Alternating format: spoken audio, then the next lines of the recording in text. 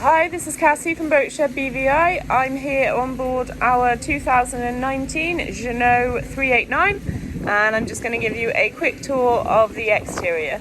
So I'm starting here in the cockpit. You can see you have a spacious cockpit with a folding cockpit table with storage in the centre and a chart plotter. You have twin helms with bench seating behind each helm and a drop-down swim platform with ladder here on the stern. Take you down the side. You have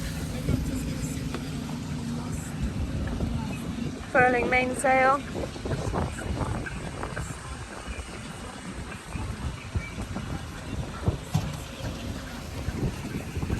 full bimini and dodger, solar panels,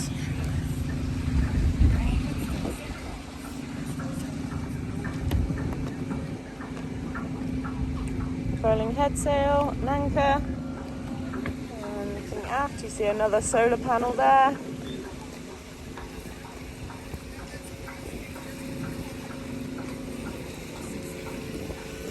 Lots of shade here in the cockpit.